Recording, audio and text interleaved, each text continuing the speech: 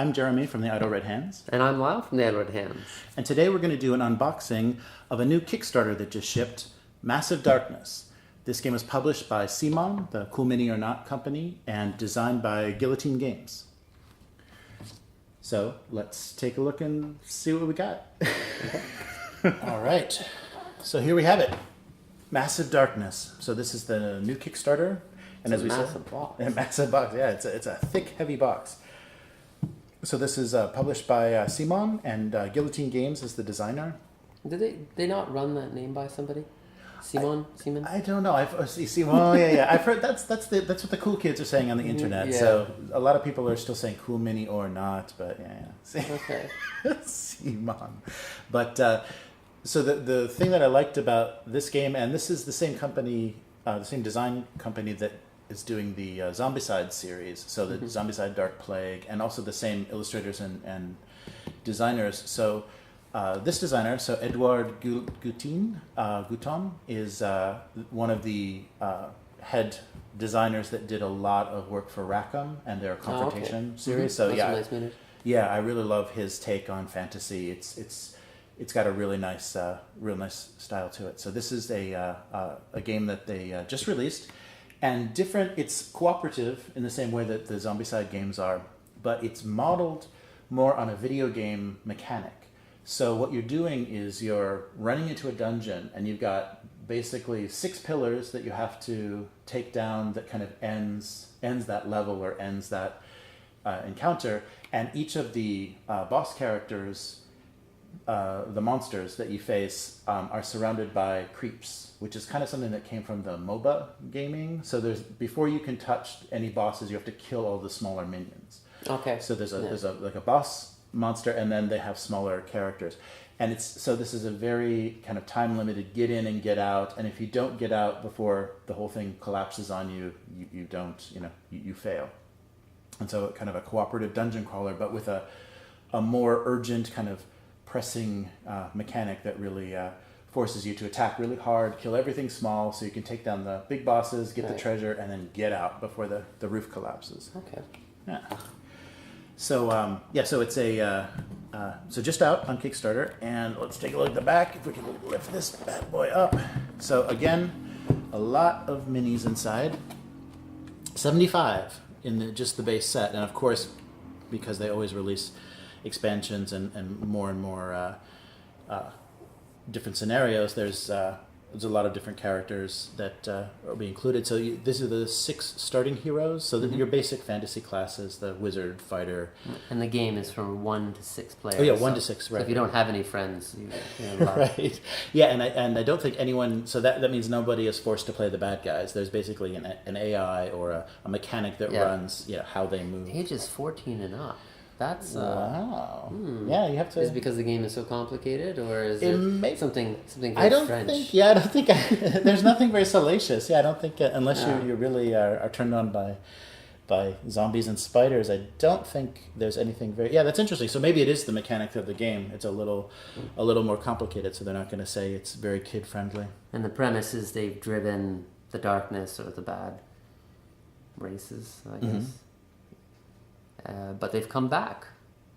Yes, and so you're collapsing your. They never seem to do a good job, or really they drive them back, and, and then they make they a don't return. really. Yeah, it's never very permanent. Put them out, Yeah. Yeah. Why don't we just throw some dirt over them? Okay. Oh, they came back. Wow. So very similar to Zombicide, you have your dashboard, so you have your characters and your equipment cards and dashboards, and you're marking your stats. And and then of course there's different scenarios. So you're laying out tiles and setting up how this dungeon looks, and then the 6 pillars in that dungeon that are going to be knocked down to kind of end that part of the game. And so you'll see they have monsters, and each of the monsters has its creeps or its little minions. And so these are the large number of kind of smaller monsters that have to be taken down before you can even do damage to anything bigger. Well, let's look inside. Let's take a look. Still in the plastic. Look at that. Yeah, it's just fresh off the boat. This is, just came this week, so we're looking at a little new coffee. Yeah, and so the quality, of course, is very similar to to all of the other games, Zombicide and the other games that they've produced. Yeah, can you get that out? There we go. Wow. So we've got the rule book and the quest book, so combined, and nice full color. So here's your game mechanics, and then your setup for your different quest scenarios. That's nice. Oh, That's actually pretty thick. yeah. There's a lot going It's over on. 50 pages. And here's your counters. So marking treasure chests, and I think they give you a lot of upgrades. So I think there's treasure chests, actual physical 3-dimensional treasure chests in the Kickstarter. So they always make that an enticement.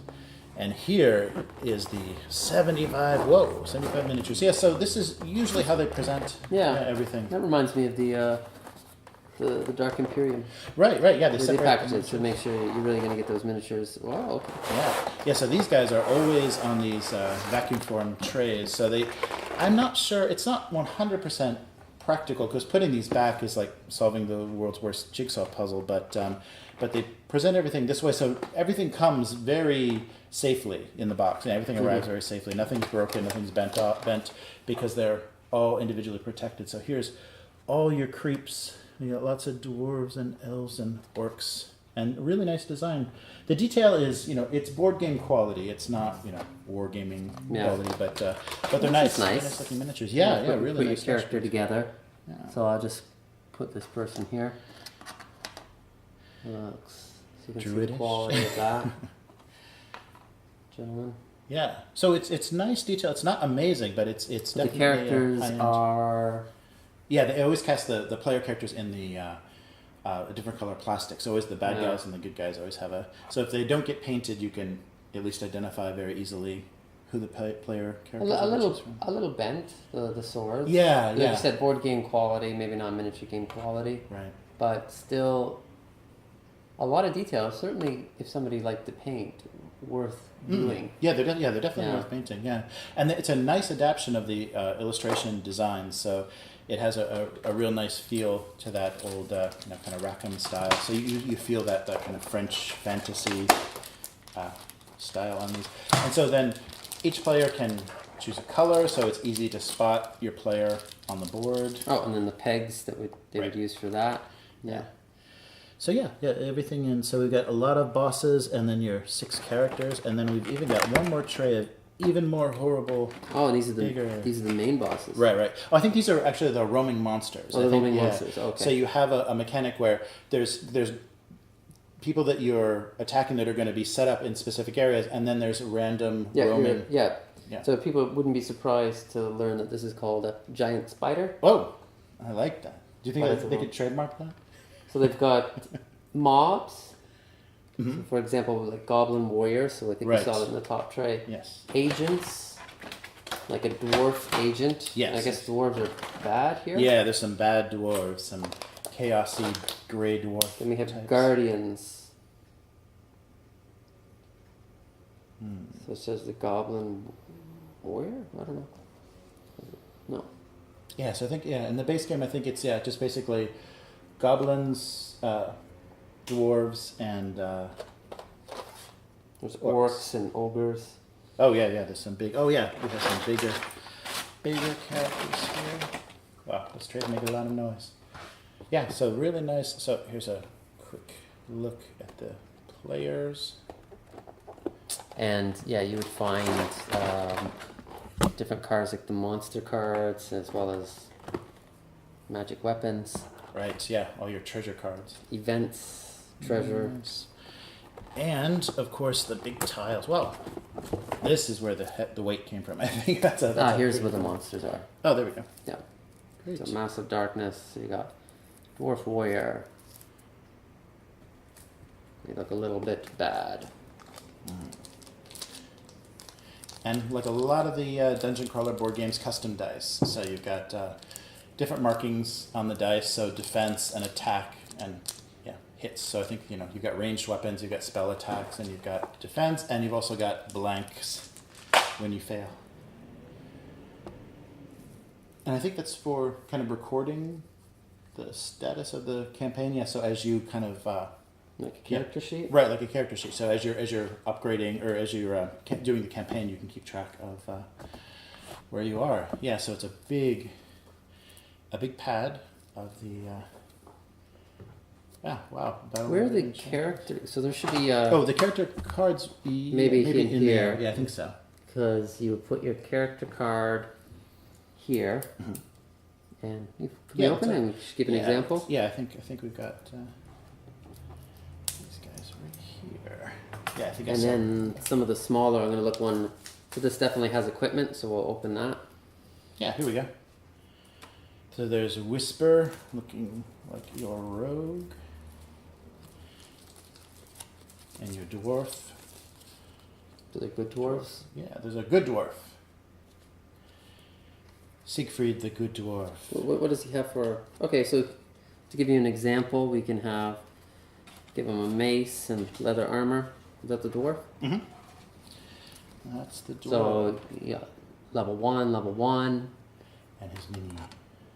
There's mini. Okay, so it's a hammer. Put a hammer on there. So that's your. And then these are the experience points. You get your peg. Nice. And micro experience point is for story mode only. Ooh.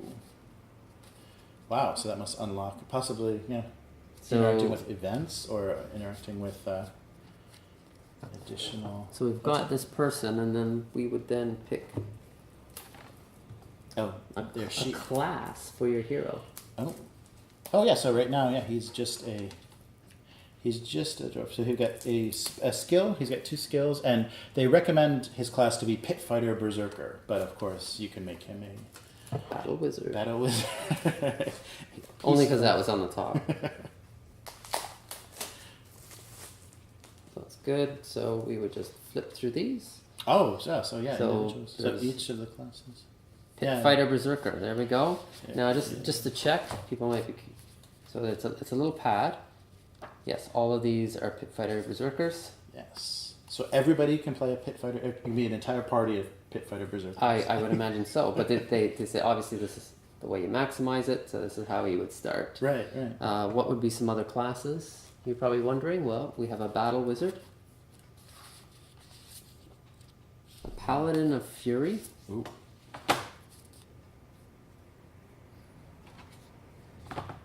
A Blood Moon Night Runner. I'm going to guess it's kind of roguish. A Nightshade Ranger.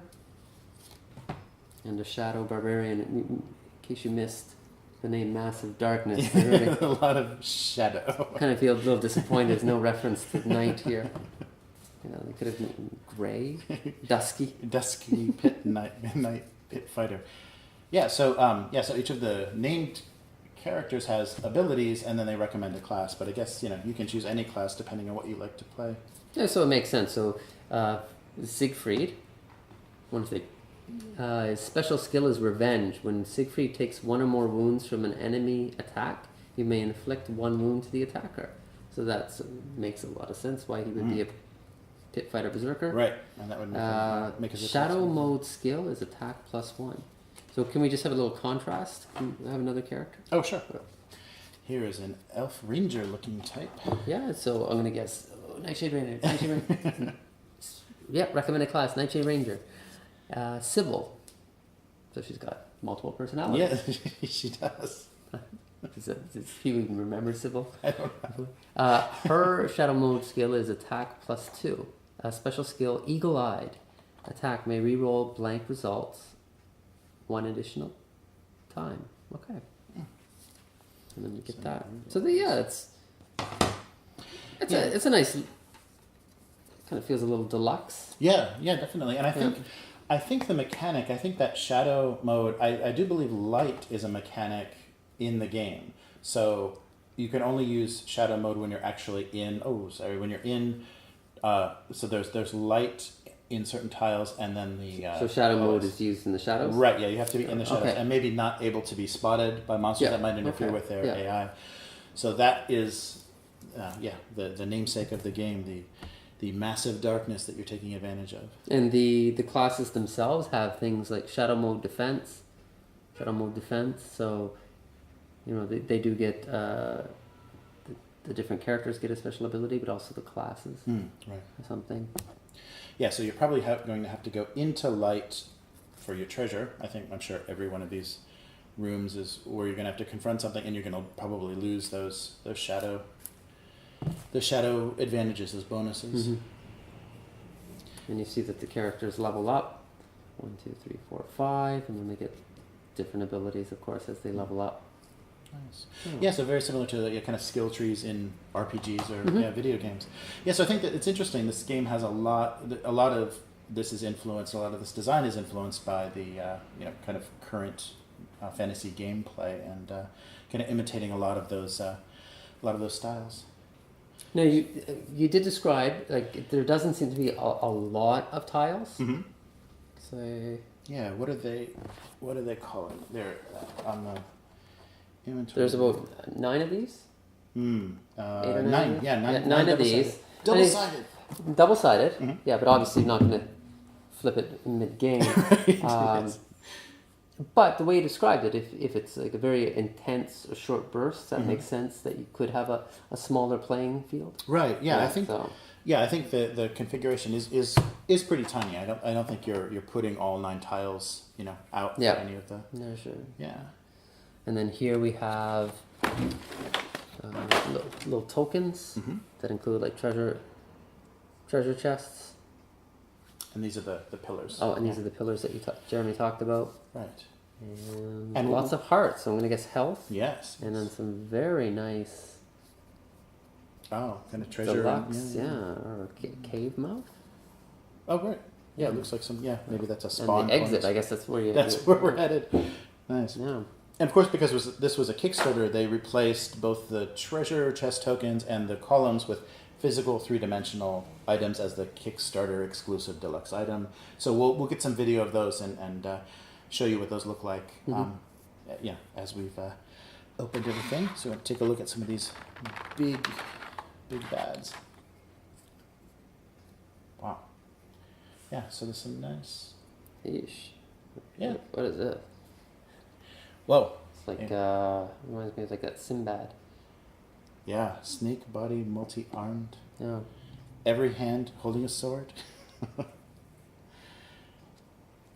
Yeah, so the quality is nice. So it's very similar to what they've produced with Blood Rage or some of their other board games. So it's really close to a. It's really close. Oh, and actually, Blood Rage was a Guillotine game. So I think the designers were different because it was Eric and Lang that did the design, and this was all a French design. The creators, but some nice. And Blood Rage has the same quality of miniatures, like very nicely detailed. They look really good. If you had a complaint, it would just be like. Yeah, you're gonna have to get some hot water or a hairdryer, or get hot air gun to straighten some of the spears and the sword tips. Yeah. Yeah, but definitely paintable and nice quality components. So there's a lot of these type of games out right now. Like, I mean, back in the day there was like Hero Quest and that was it. Right. But now there's certainly a lot of fantasy tile games. Yeah. But it looks like they've made an effort, like comparing to a game like Descent, where it does stand out, and the quality of the components is pretty good, and just the fact that it looks like it's pretty easy to level your person up and just take those dashboards and put them away for next time, and the pegs stay in the holes, and you can kind of keep that is true. I mean, like the things stay on, so you certainly conceivably say, hey guys, we don't have enough time to play, so we'll just stack them over here. Yeah, and finish it next week. Yeah.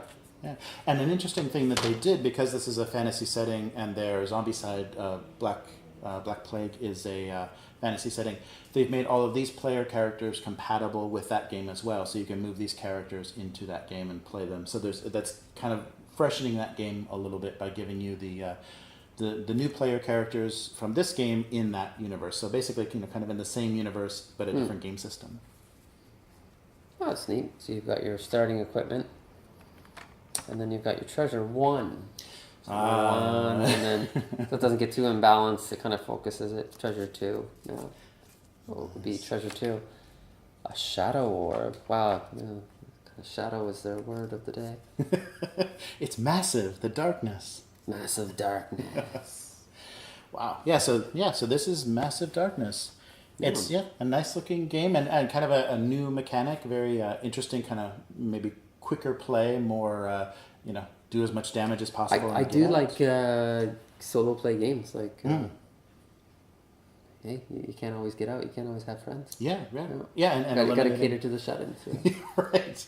Yes. Anybody stuck in their room, this is definitely playable. Yeah. Well, a lot of people come. I mean, they're learning to play games and kind of by themselves. Even if they're playing online, they're not interacting physically with people. Mm-hmm. So having games where they can play solo for a little bit, or it's also a good way to learn a game, and then so it can be quite a chore to play a board game if nobody knows the rules, because even if the person's bought it, they've got to like read the rules and then explain it to them as they go along. But here it gives them a person a chance to read the rules, then try it out themselves, and that way they can explain the game much more quickly. Yeah, and effectively when they actually got people in front of them. Yeah, that's true. Yeah, I think the only downfall to that is someone that, they bought the game, they played it through themselves.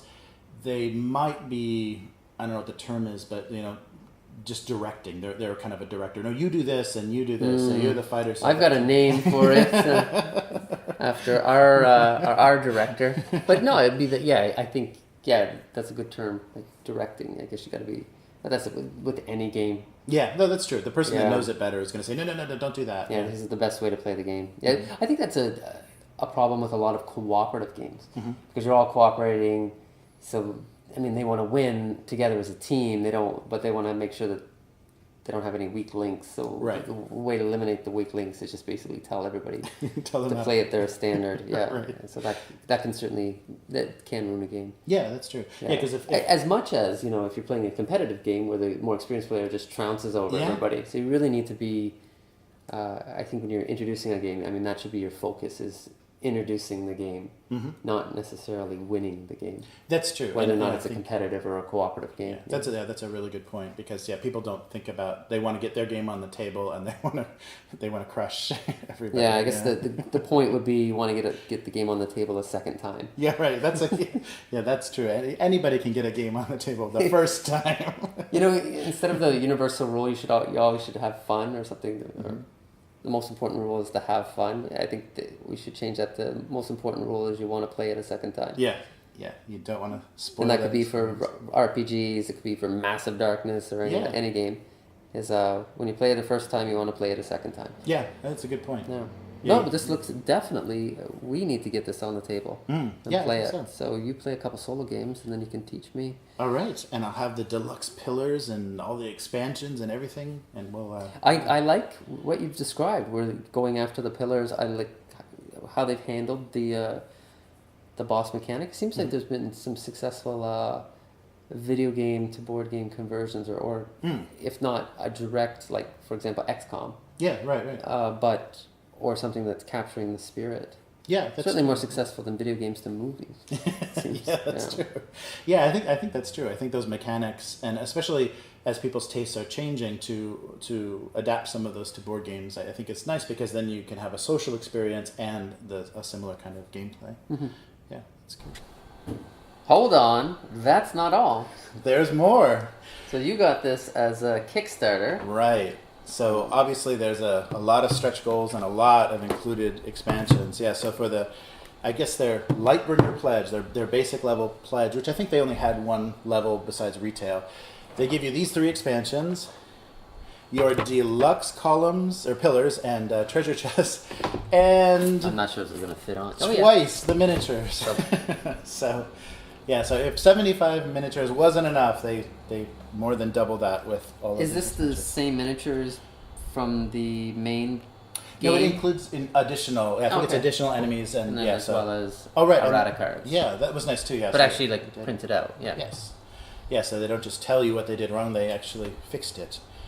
So let's take a look. I guess let's start with maybe the pillars, the deluxe, exciting. Yeah, I guess you don't want to build to the treasure chest. Right. So, of course, these were cardboard counters in the base set, and now we have matching to match the miniatures. Wow, they're nice and tight.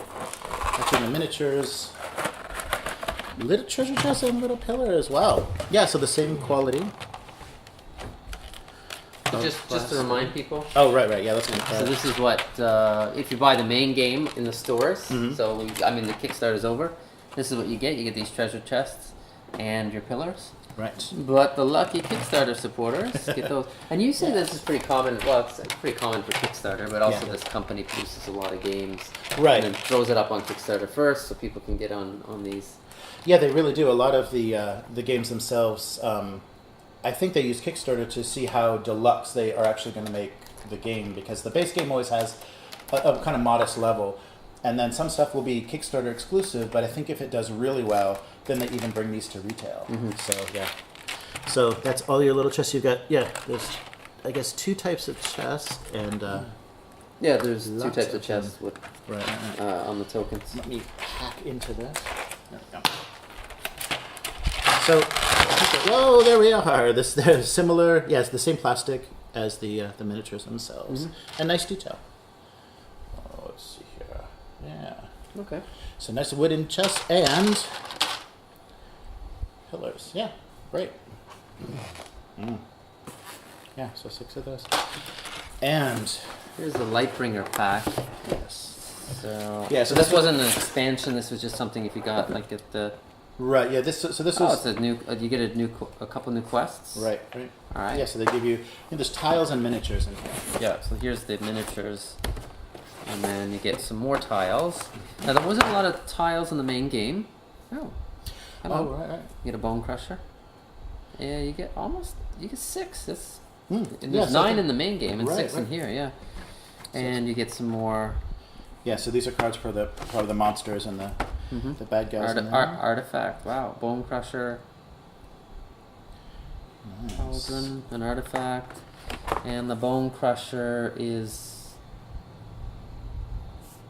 Looks a like new character. Yeah, it looks like a. Now I'm wondering because we were barbarian. looking. Of course, you look at the dwarf and it says we recommend Oh, that you yeah. play this class. I wonder Right. if there's a race or something in here where they go, "Hey, we recommend bone crusher," Yeah.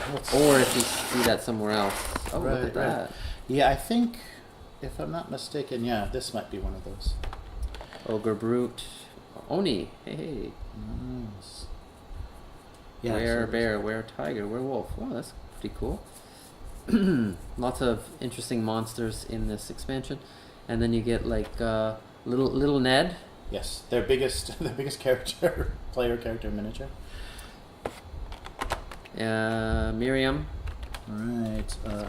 Recommended. So he's the recommended bone crusher, Ah, recommended okay. battle wizard, Oh. and nice. recommended blood moon assassin. Oh, okay. Yeah, so you're right. And they did switch genders, right? So these are the classes. These are different characters and opposite genders for those same characters. Yeah, so like little Ned is entirely new, bone crusher, and we're going to see with these expansions how they continue that.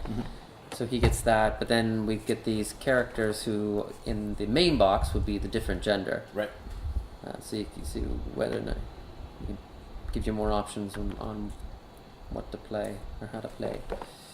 All right. Oh, and Look at that. A little embroidered dice bag with their massive logo. Of I wonder if this Massacre. cuts into Crown Royal Oh. whiskey sales.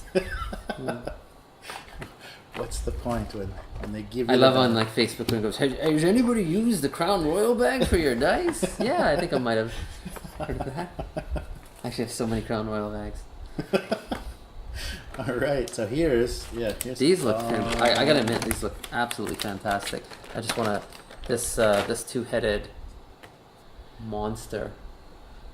Just get that. Wait for it to focus in. Like, just look at that detail. I mean, that is comparable to a Games Workshop miniature. I would say Yeah, and really nice scale too. They're really doing some big, comparable. big- I'll say comparable. Yeah. Like, not. I wouldn't say as good, but certainly comparable. And it looks like we're getting some I like the duplication. Yeah. the proportions on these. Oh, Look yeah. at that. That is so nice. Like that proport. Yeah. Yeah, all the original designs are really really great, really interesting, and they reproduce them really well as miniatures. Yeah. It looks like there's some of the kind of creeps from the base set they give you additional, because these look very familiar from the core box. So I think they're kind of Oh, expanding. there's the unicorn, Oh, right. which they call Chromatus. Well, you were impressed. You were impressed by that scale. The scale just keeps on going. I mean, proportions. Like the, oh yeah. But like when we see, if you watch our videos on right. Mutant Chronicles, we're less than impressed with the. Oh yeah, my gosh! Look at that. We've come a long way since the 90s. Yeah, that's a big piece of plastic. Mm-hmm. Yeah, I should clarify. I was talking about the first edition of Mutant Chronicles, not the upcoming one. Right. Yeah, that looks really nice. Wow, so some big wandering monsters. Oh wow, look at this. It's a werebear. That looks pretty cool. Yeah, they're so nice. Yeah. Yeah, we can do some turnaround videos of some of these to show some detail off and see what. All right, yeah, that's. Wow. I see somebody being pretty happy with that. Yeah, so that was all included.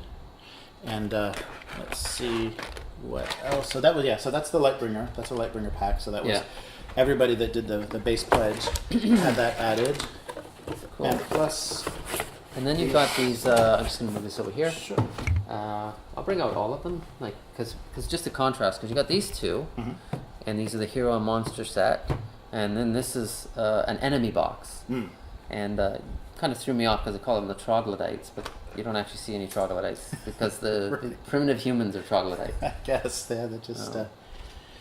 I think they misinterpret that insult when he calls somebody a troglodyte, and you're like, oh, okay, so it's kind of like a knuckle dragger, you know.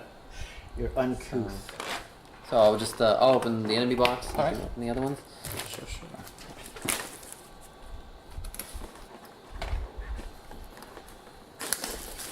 Yeah, so this is Noble Warriors and the Cockatrice. So while you're those, so we've got the just monsters and monster cards, and yeah, you got your big roaming monster, the Minotaur, and then you've got your, I guess your creeps, as you say, yeah, right, as they say, Right. Yeah. Fantastic. So that's 22 or 23 miniatures. It says I right think on the so, box. Yeah, I think it was 22. 22 miniatures Wow. and 13 cards. Wow. So Yeah, so a whole other expansion of I wonder how much animals. that'll retail for. Yeah, I'm curious. They're usually, I think what I've seen from others, I'm not sure this exact model count, but around $20. They're like $25. So And then, as yeah. you pointed out, it says these miniatures may be also be used in any fantasy or role-playing game. I'm sure. It's yeah. good to know. You think? They're compatible. It's like- Yeah, I thought that was very funny. I guess they don't want to. If you're looking at that on a shelf, they don't want you to discourage you if you like the miniatures and buying them. Yes, you can use this for D&D. Is what they want to say. But these will not be the troglodytes that people. Okay, I'm going to put up some troglodytes. Do they look like What? humans? No. Yes. Now these are an interesting set because it's a roaming monster, in this case a cockatrice, Yes. and then you get one new hero, Right. and then you get the male female versions of that, and by like or one new class, Right. I guess. Yeah. Right. Character. Yeah, So here's the noble warrior, and actually in this one we've got the, I think this has got the female version or male version, and the other one's got the opposite of a noble warrior. Yeah. Wow. Yeah. So it's very interesting, and I guess they're really paying attention to kind of the player base and letting you be able to. It's not only. Oh, and then a stealthy. and then you get your little artifact. Oh, nice. So it seems to be connected to the hero. So here's a noble standard. That's pretty cool. Nice. Yeah. All right, and then in this set, we've got this sorcerer and Lord Tusk. Lord That Tusk, looks yeah. pretty big as well. That crazy scale.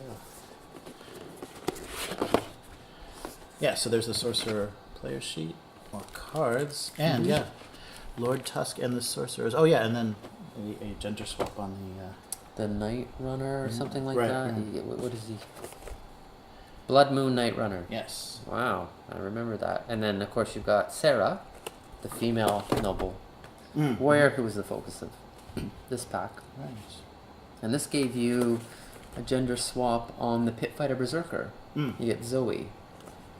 who's but still a dwarf. And the Shadow Barbarian. I guess that has a Shadow Barbarian. Right. Yeah. Yeah, so that's a nice little set. It's a nice idea actually, because you're going to build your monsters up, but then you get some warriors. A nice way to squeeze a few more dollars out of people. Yeah, right. Especially if I'm a barbarian. I want to play the barbarian, but I'm a girl. What should I? Yeah, absolutely. Yeah, and you're like, oh yeah, I guess I get this Lord Tusk too. Yeah. Oh no, there's the barbarians in here. Yeah.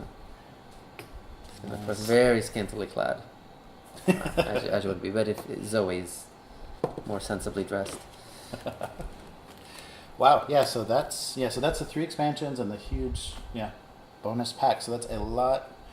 We are set for a long, long time. I think so. Yeah. I've just like thrown myself in there. I contributed approximately $0.0 to this.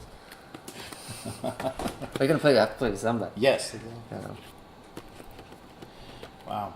Yeah. So that's the Massive Darkness Kickstarter. So that is shipping now, and it's a lot. It's a lot of stuff. Like Cool Mini or Not usually does. It's a big amount of miniatures, and of course compatible with all your fantasy role-playing games, in case you couldn't. Right, and I mean, I think people would be pretty happy with the quality of those miniatures. Unlike a lot of boardish games, you don't really have to sacrifice too much of the quality of the miniature there because they look pretty good. Definitely. Yeah, and this is nice. The reason that I really like this character designer, the illustrator that all these characters are based on, and also these were more traditional fantasy classes and monster classes. The Zombicide Black Plague was, of course, all undead. So they gave you, many miniatures, but it's undead everything. So there wasn't that big of a variety. So yeah, this is much more useful. Yeah, definitely. As far as in and out of this. Unless you want actual troglodytes. Right. Yeah. That's but you are set for your primitive warriors. Yes. You got like a Conan theme thing. Then you got your guys. All right. Well, so that was Massive Darkness. That the entire. And that was a massive set. Hey-o. It was. Yeah. Massive in quantity and name. All right. So, thanks for joining us. And if you liked the video, please subscribe and give us a like.